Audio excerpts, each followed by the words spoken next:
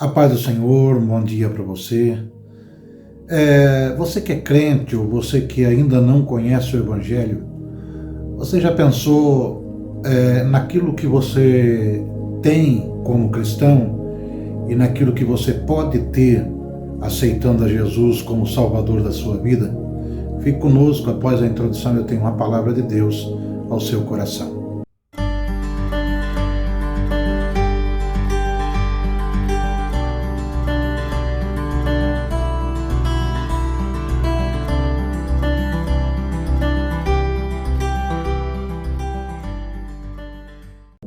Novamente a paz do Senhor para você.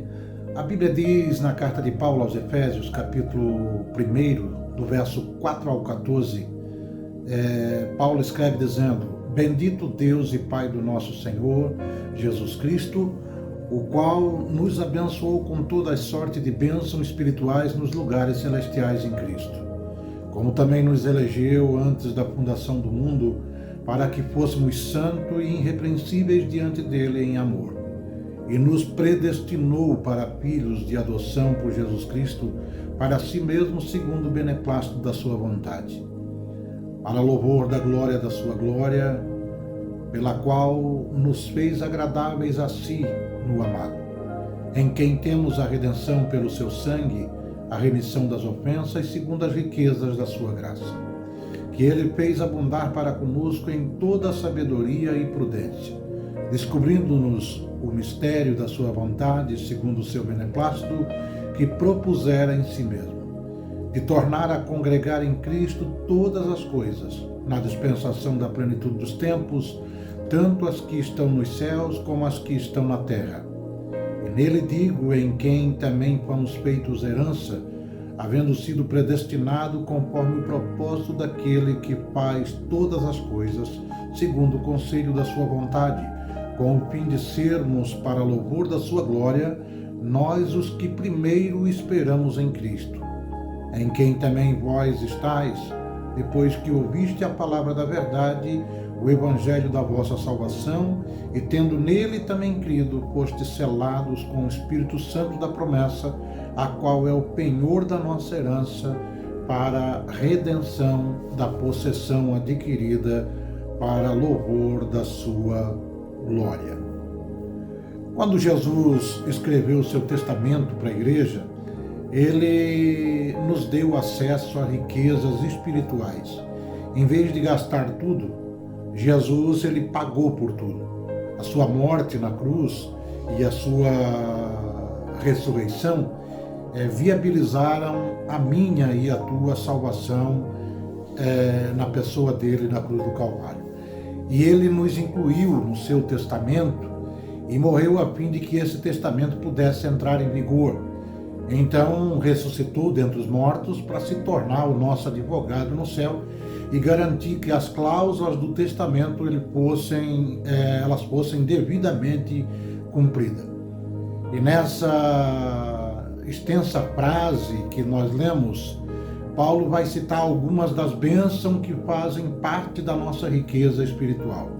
Aquilo que nós, crentes, temos através da salvação e aquilo que você que ainda não conhece Jesus poderá ter através da salvação.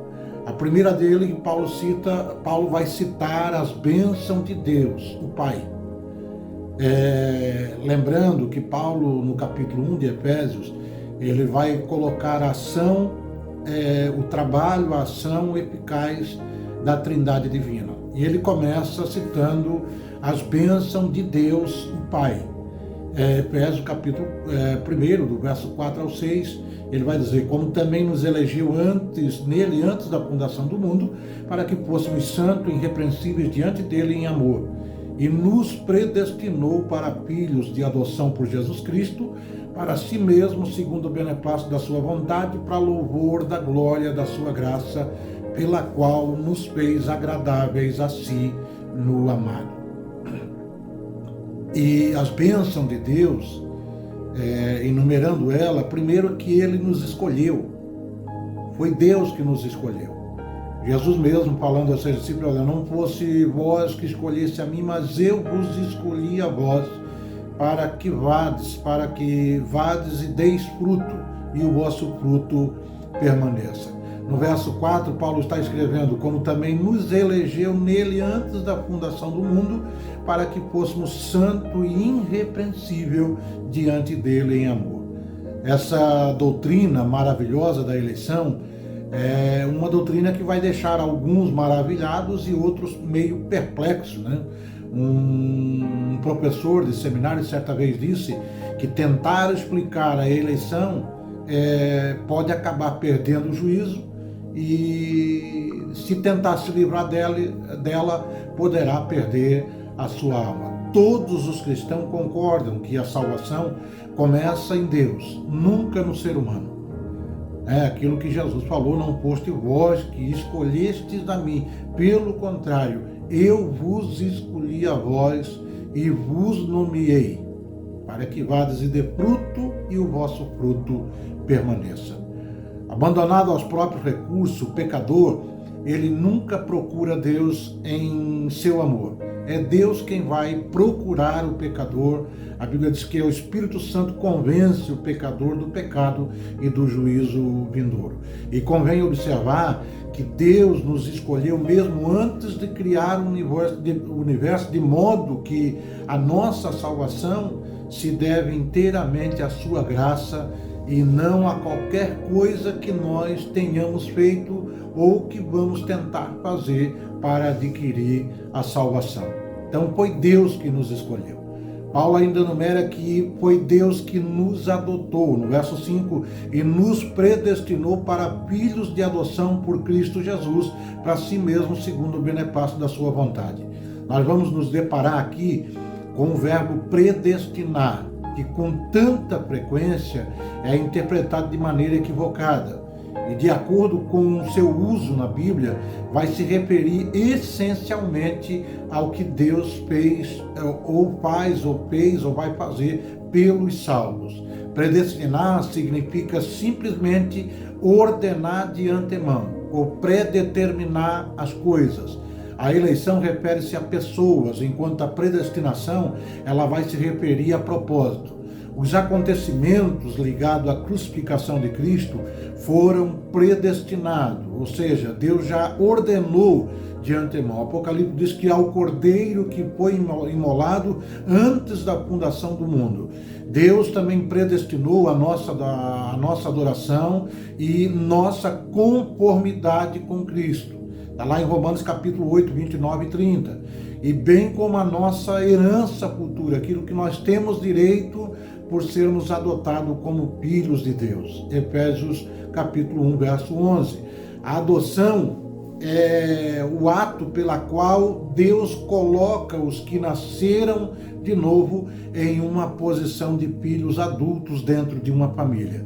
Faz isso para que nós possamos começar de imediato a nos apropriar de nossas heranças e desfrutar as nossas riquezas espirituais em Cristo Jesus. Um bebê ele não pode herdar legalmente uma herança, mas um adulto sim, e deve fazer isso. E isso significa que não precisamos, como cristãos, esperar até que nos tornamos experientes na fé para nos apropriarmos das nossas riquezas espirituais. Ao exato momento em que cremos em Jesus e Ele nos aceita, nós temos direito à nossa herança e já vamos usufruir das bênçãos que Deus tem para nós. Diante de Deus, nós já somos considerados adultos em sua família. Mas o mundo não consegue ver isso. Quando Cristo voltar, essa adoção se tornará pública para que todos vejam aquilo que nós somos. Além de Deus nos escolher e Deus nos adotar, Ele também nos aceitou. Tá? O verso 6 diz: para louvor da glória da sua graça, pela qual nos fez agradáveis a si no amado. Nós não podemos nos tornar aceitáveis a Deus, mas Ele, em sua graça, providenciou para que nós fôssemos aceitos em Cristo. E essa é a nossa posição eterna e imutável, a não ser que nós escolhamos sair da presença do Senhor. A segunda parte desse versículo, número 6, também pode ser traduzida literalmente por a graça, da qual Ele nos cobriu no amado. Pela graça de Deus em Cristo Jesus, nós somos aceitos por Ele. Ao escrever a epístola de Filemão, para incentivá-lo a aceitar de volta o escravo fugitivo, Onésimo, Paulo usa a mesma argumentação. Ele vai dizer, olha, pagarei qualquer coisa que porventura eu lhe deva, receba como receberias a mim.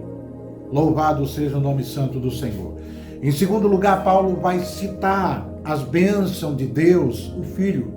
Efésios 1, 7 ao 12 vai dizer, em quem temos a redenção pelo seu sangue, a remissão das ofensas, segundo as riquezas da sua graça, que ele fez abundar para conosco em toda sabedoria e prudência, e descobrindo-nos o mistério da sua vontade, segundo o seu beneplácito, que propusera em si mesmo, de tornar a congregar em Cristo todas as coisas, na dispensação da plenitude dos tempos, tanto as que estão no céu como as que estão na terra, e nele digo, em que também fomos feitos herança, havendo sido predestinados conforme o propósito daquele que faz todas as coisas, segundo o conselho da sua vontade, com o fim de sermos para louvor da sua glória, nós, os que primeiro esperamos em Cristo.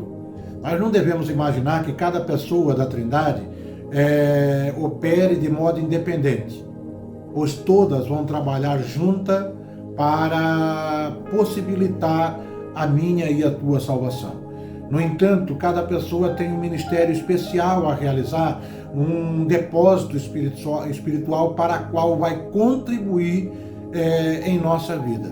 Eu sempre costumo falar que na ação salvadora, Deus nos amou, Jesus nos salvou e o Espírito Santo nos santificou e nos instruiu a permanecer no caminho da salvação. E aqui nós temos a missão de Deus, o Filho. E Paulo vai enumerar algumas ações que Cristo efetuou na cruz do Calvário. Ele vai dizer que Cristo nos remiu. O verso 7, a partir ele vai dizer, em quem temos a redenção pelo seu sangue.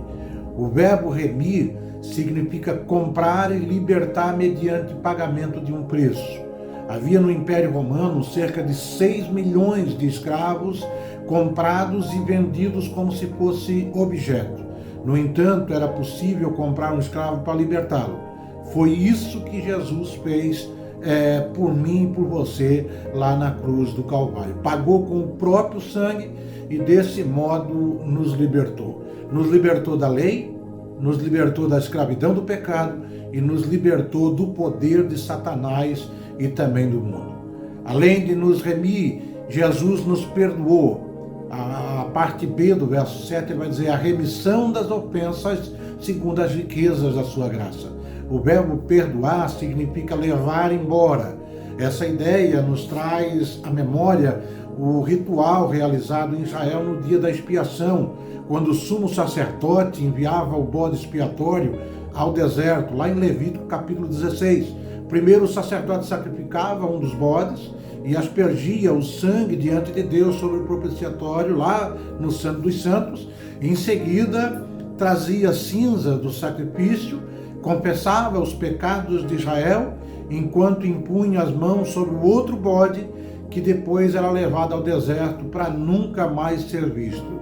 Cristo morreu para levar os nossos pecados embora, a fim de que nunca mais sejam vistos. A Bíblia diz que Deus lança os nossos pecados no mar de esquecimento. Além de Jesus nos remir, além de Jesus nos perdoar, Jesus também nos fez heranças. Verso 11, 12 vai dizer, nele digo, em que também fomos feitos heranças, havendo sido predestinado conforme o propósito daquele que faz todas as coisas, segundo o conselho da sua vontade, com o fim de sermos para louvor da sua glória, nós os que primeiros esperamos em Cristo.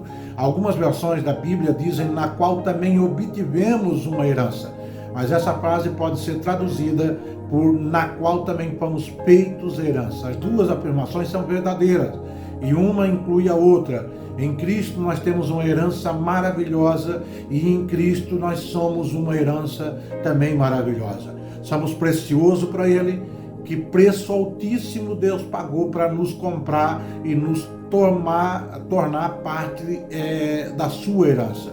Deus, o Filho, é o presente de amor do Pai para nós e nós somos o presente de amor do Pai para o Filho.